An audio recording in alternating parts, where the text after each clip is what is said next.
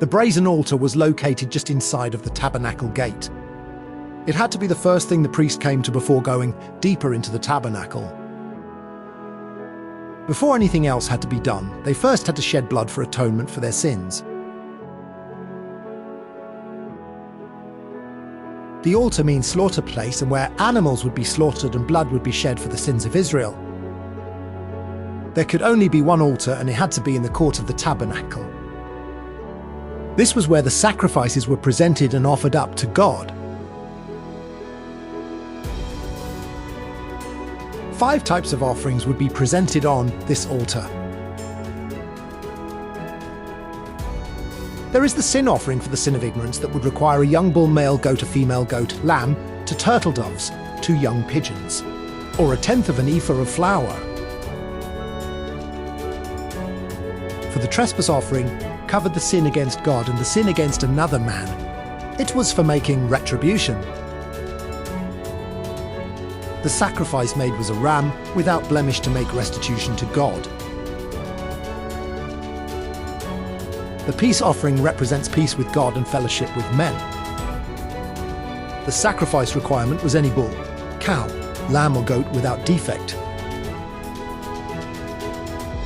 The meat or meal offering was for God's love and goodness bestowed upon Israel. They would burn on the altar uncooked fine flour, unleavened cakes, or green ears of grain, dried over fire and beaten to remove the grain. The last offering is the burnt offering, which was offered twice a day, representing Israel's consecration and worship. It requires a male bulls, male sheep, male goat, turtle doves, young pigeons. The sight of fire, smoke, blood, and the smell of burning flesh was a remembrance of their guilt before God.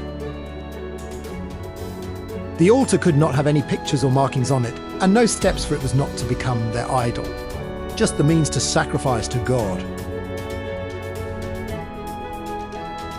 The priest had to wear breeches and special clothes when approaching the altar.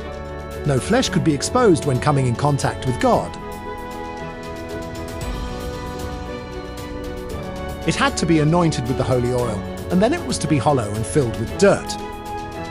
The grate would be placed on top, and the sacrifices on top of the grate. A fire had to be burning continuously on the altar. Everything in that tabernacle was lit by the fire. The fire could only come from God. It was not to be man-made or put out. The ashes would be left upon the ground as Israel would move from place to place.